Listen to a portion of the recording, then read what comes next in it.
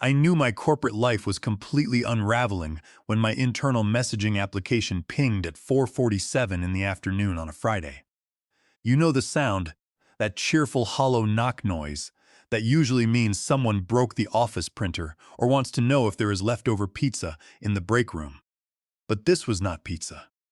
This was a digital grenade with the pin pulled out, tossed into my lap by a 20-something kid named Cody who thinks data integrity is just a buzzword he heard at a tech conference. My name is Richard. I am the senior compliance engineer at a mid-sized software firm that pivots its strategy more often than a politician during election season. I have been here for 15 years. I am part of the furniture. Actually, I am more essential than the furniture.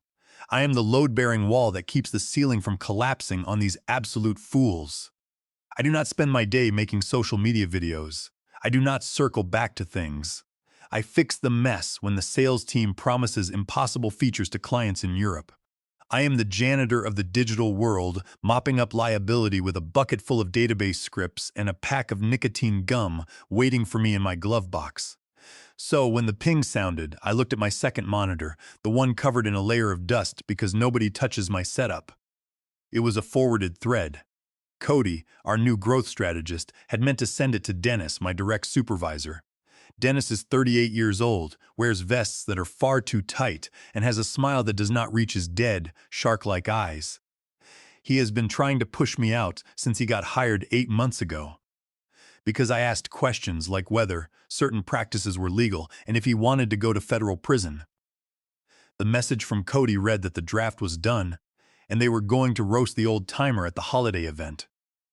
He mentioned a slide deck was attached, titled The Inefficiency of Legacy Employees. It painted me as the bottleneck for the third quarter financial miss. He confirmed the new vice president would be there, calling it the kill shot, and boasting I would not even know what hit me until they were clinking glasses. My stomach dropped. It felt like I had swallowed a bag of crushed ice. The old-timer. Creative. I had not heard that one since the last manager who tried to fire me, who is currently working at a fast food drive-thru in Ohio, by the way. But that is a tale for a different day. I stared at the screen. My heart was not racing. It was doing that slow, heavy thudding you get before a massive car crash. I clicked the attachment. I should not have had access to it. But Cody is the kind of genius who sets network permissions to anyone with the link because clicking 2 extra buttons is too much friction for his fragile daily routine. The slide deck was a masterpiece of pure fiction. It was beautiful in a grotesque way. They had charts, they had graphs, they had fabricated timelines showing me blocking critical system updates. They accused me of rubber-stamping approvals for my favorites while stonewalling the innovators like Cody and his college buddies. They were planning to present this live at the company holiday event next Friday, right in front of the new Vice President of Operations, a guy named Grant Sullivan, who has a reputation for cutting dead weight with a metaphorical machete. They were not just going to fire me. They were going to publicly humiliate me, destroy my professional reputation built over 15 years, and use my career corpse as a stepping stone to get Dennis a director title. I sat there, the fluorescent lights buzzing overhead like a swarm of angry hornets. The core group, Dennis, Cody, and a girl named Ashley, who speaks exclusively in corporate buzzwords, were by the elevators laughing hysterically. I could see them through the glass walls of my office. Dennis was mimicking a golf swing. Cody was doing that obnoxious thing where he checks his smartwatch every 4 seconds. They looked so happy, so incredibly confident. They looked like people who had successfully trapped a badger in a corner and were poking it with a stick, completely unaware that the badger was actually a honey badger with a deep understanding of corporate law and a massive grudge. I did not scream. I did not run out there and throw my heavy-duty stapler at Cody and his stupid haircut. I took a sip of my lukewarm, sludge-like coffee and felt a cold, metallic calm wash over me. This is usually the part in the story where people start crying or calling their spouse. Not me. I downloaded the slide deck, and I took a screenshot of the internal message. Then I pulled the metadata from the file to prove Cody created it on company time, probably while he was supposed to be doing the mandatory compliance training I assigned him 3 weeks ago. They wanted to frame me for abusing system access. That was rich. That was like framing a fish for swimming. They forgot one tiny, insignificant detail. I built the access logs. I wrote the code that tracks every keystroke, every permission change, every time someone breathes heavily near a sensitive server. They thought they were writing a hit piece on me, but they were actually writing their own sworn confessions. I looked at the digital clock on my wall. It read 5:02 in the evening. Monday morning rolled in with the grace of a garbage truck backing into a metal dumpster. I walked into the office wearing my standard armor, a charcoal gray blazer, sensible slacks, and an expression that strictly says I am thinking about complex spreadsheets, so please do not talk to me. This is the gray rock method. If you are boring enough, corporate predators lose interest. They want a reaction. They want drama. I gave them nothing but the ambient hum of a cooling fan. The atmosphere in the office was thick with a kind of manic holiday energy that makes me want to drink strong chemicals. There was silver tinsel wrapped around the support pillars. Someone had put a festive hat on the three-dimensional printer, and there, huddled in the glass-walled conference room affectionately known as the fishbowl, was the clique. Dennis, Cody, Ashley, and a few other hangers-on were pointing at a whiteboard and laughing loudly. When I walked past, the laughter stopped abruptly, replaced by that performative, hushed seriousness people adopt when the subject of their vicious gossip walks into the room. Dennis waved at me. He actually waved. A little finger wiggle that was equal parts condescending and terribly nervous. I replied without breaking my stride that I was thrilled, and that I was just hoping the open bar had something strong enough to kill the memory of the third quarter. He laughed, a dry, rattling sound, and told me to keep my schedule clear around 8 in the evening. Recognition segment. That is upper management speak for a public execution. I nodded with dead eyes and assured him I would not miss it for the world. While they were busy choosing font styles for my professional tombstone, I was performing a digital deep dive on their entire collective work history. You see, people like Dennis and Cody think the cloud is a magic, fluffy place where data just lives peacefully. They do not understand that the cloud is just someone else's computer. And right now, I have the master keys to the castle. I started with the basics, examining the system access logs.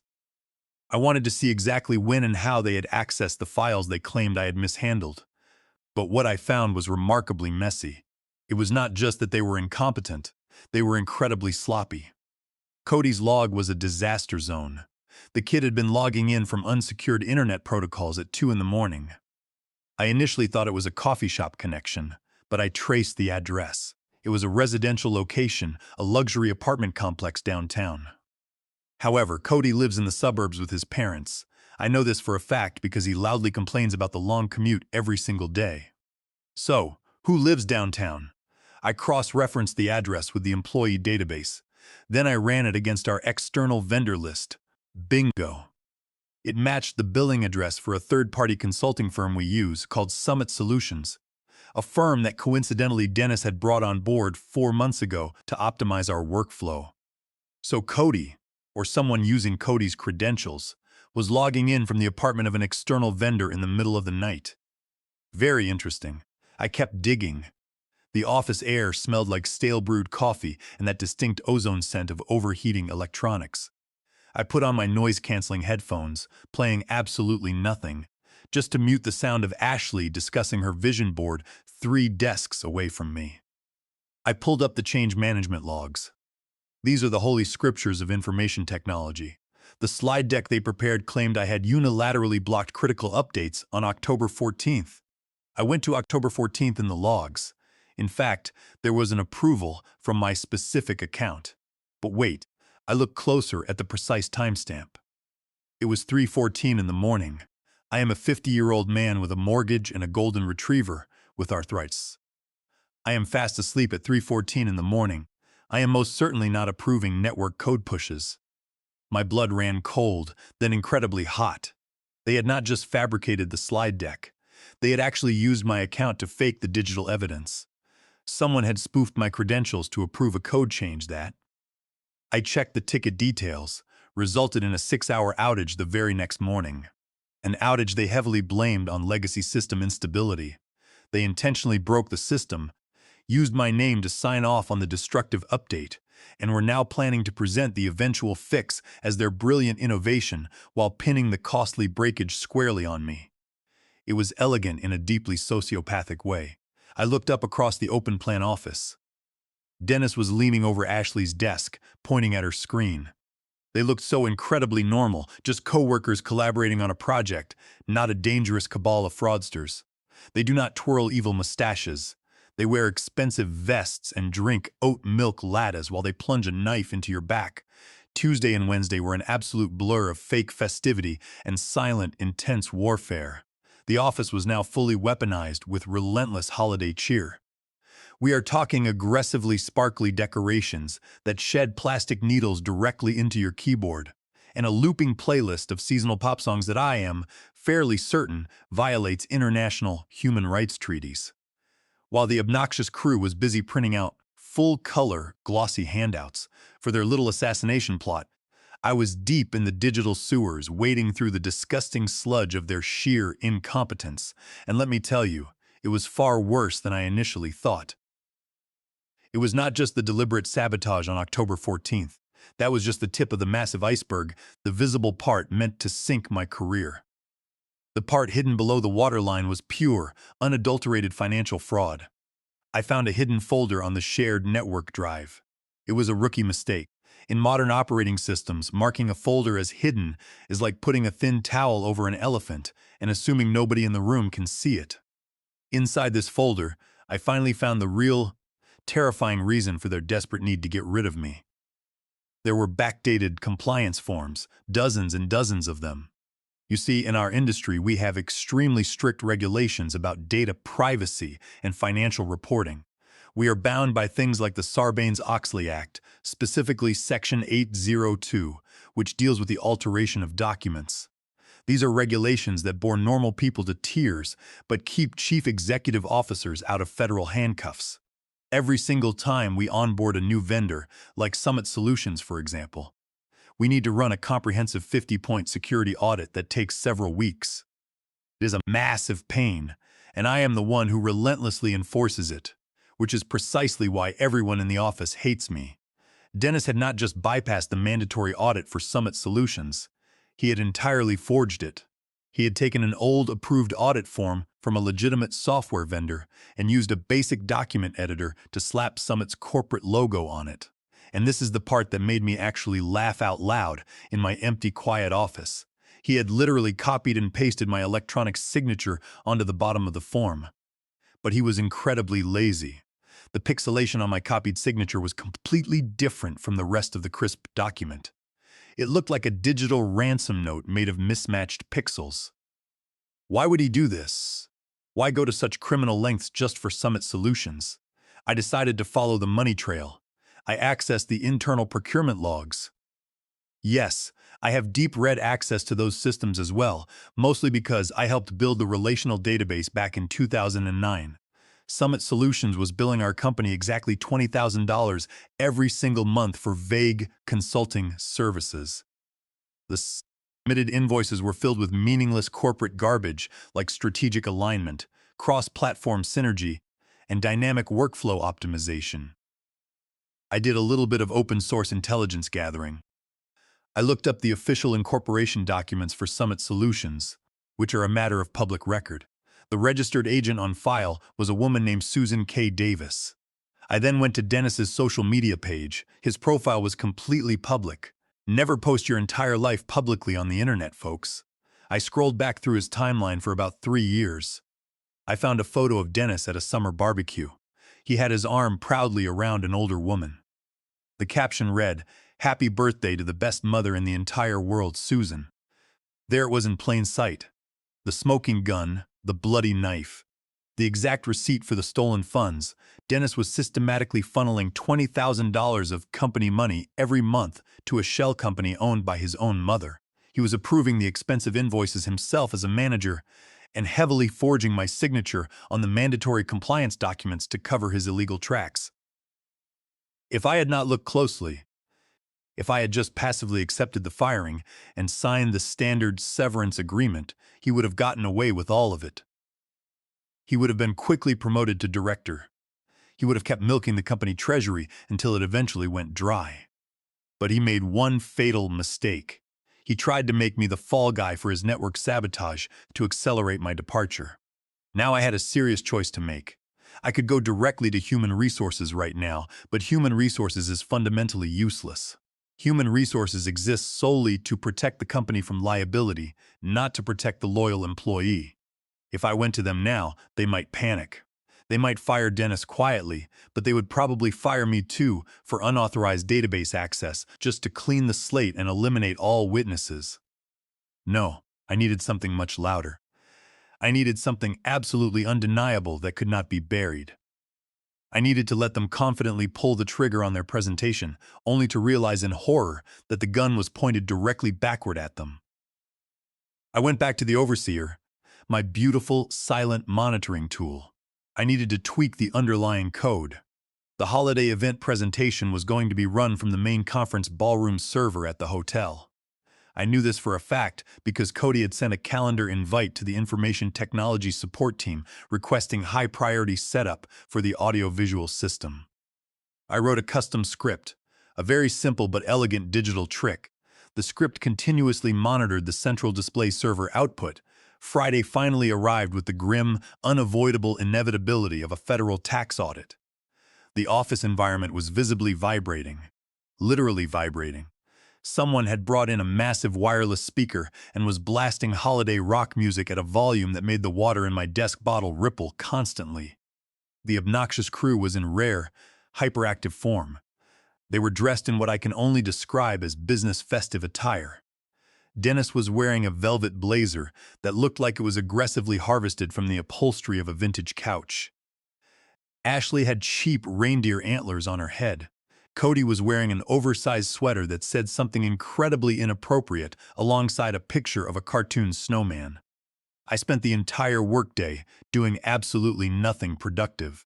I moved my computer mouse occasionally to keep my digital status active, but mostly I just stared blankly at the beige cubicle wall, repeatedly visualizing the complex code I had planted. It was buried deep in the root directory of the hotel presentation server, sleeping quietly, patiently waiting to hear the magic trigger words. Around 2 in the afternoon, a shadow fell across my desk. It was Ben, a junior software developer I had personally mentored a few years back when he was struggling. Ben is a remarkably good kid. He writes clean, efficient code and absolutely refuses to play office politics. He looked extremely nervous, anxiously shifting his weight from foot to foot. He mumbled a greeting, constantly looking over his shoulder to make sure Dennis was not watching him. Talk to the outcast. I asked him what was going on, wondering if a server had unexpectedly crashed. He licked his dry lips and said he should not be telling me this, but he had seen the run of show for the big party tonight. I kept my face perfectly still, deadpan, and asked if I was winning a raffle prize. Ben looked genuinely pained. He begged me not to go to the event. He suggested I fake being sick or claim a family emergency. He warned me they were planning something exceptionally bad. He explained that Dennis had this whole large segment planned about the new era versus the old guard, and that he was going to use me as the prime example of everything wrong with the company's progress.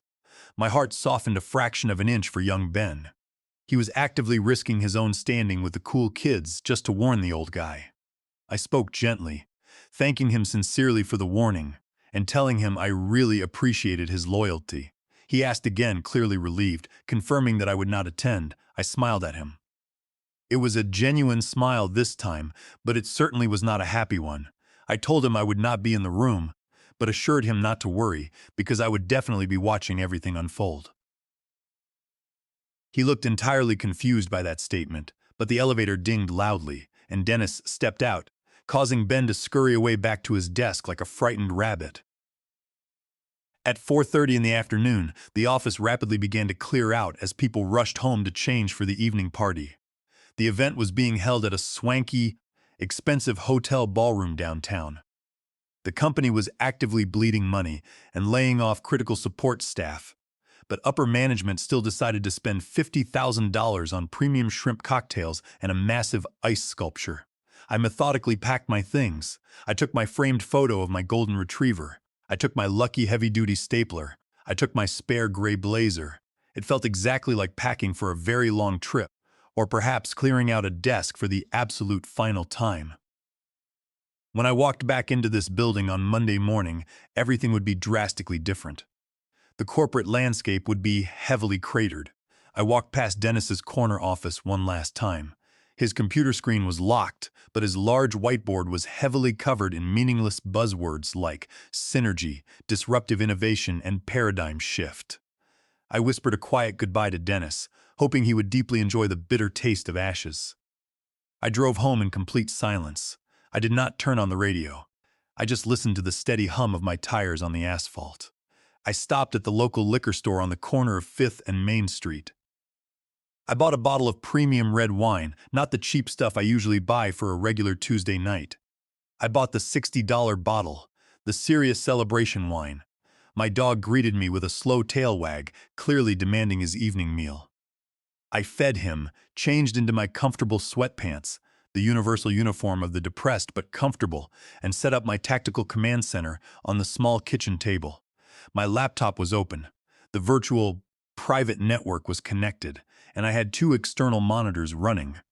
The left monitor displayed the internal messaging channels, which would inevitably light up the moment things went terribly wrong. The right monitor displayed the terminal window running a remote tale on the hotel server logs. I poured a generous glass of wine. It was dark purple, heavy, and smelled strongly of dark plums and aged oak. I took a slow sip. It was absolutely delicious. The digital clock read 7:45 in the evening. The party was officially starting. I could plainly see the chatter on the messaging application. The terminal showed the slide advancing. 1, 2, 3. Dennis was going through the introductory fluff. Slide 4 was current challenges. He was getting warmer. Then, slide 5, the bottleneck. My breath caught in my throat. This was the exact slide where they had my name plastered in bold red letters. The terminal output suddenly read OCR scan initiated. Text detected. Legacy systems and personnel text detected. Richard compliance hold rate text detected. Efficiency mismatch found. The glowing words on my screen shifted instantly, from green to bright red. Trigger condition strictly met. Executing justice executable. It all happened in less than a single second. It was a millisecond faster than a synapse firing in a human brain. The dormant script woke up violently. It grabbed the heavily encrypted payload, the zip file containing the spoofed system logs, the wireless device handshakes, the forged Sarbanes-Oxley compliance documents, and the fraudulent wire transfers to his mother's shell company. The terminal displayed compiling email attachments added. Recipients, Legal Department, Human Resources Director, External Audit Firm and Grant Sullivan. Sending. Sent. I sat back heavily in my chair, exhaling a long breath I did not even realize I had been holding. It was finally done. The digital missiles were in the air, but the script was not completely finished yet. I had specifically added a little theatrical flourish, a part B to the automated sequence. On the massive screen in the hotel ballroom, the PowerPoint presentation completely froze. I knew this for a fact, because the server log showed a critical display driver interrupt. I was miles away, but I knew exactly what was happening in that room. Dennis would be frantically clicking his remote clicker, with absolutely nothing happening. He would look back at the frozen screen, chuckle nervously, and blame technical difficulties. Then my script violently took over the main projector feed. It did not project my collected evidence. That would be far too messy and far too public. I did not want the receptionists and the young sales interns to read the complex legal details of federal wire fraud. I just wanted the specific people who mattered to check their phones. So, the giant screen simply went pitch black, and then in plain bright white courier font, a single ominous line of text appeared. System audit triggered. Unauthorized data manipulation and wire fraud detected. Official report sent to Legal Compliance and Office of the Vice President. At 8:23, the messaging channel went completely, horrifyingly dead silent. There were no more selfies. There were no more jokes about the food. Then, the typing indicators appeared. People were asking what was happening, if the network had crashed, and telling everyone to look at Dennis's face. I took a long, incredibly slow sip of my expensive wine.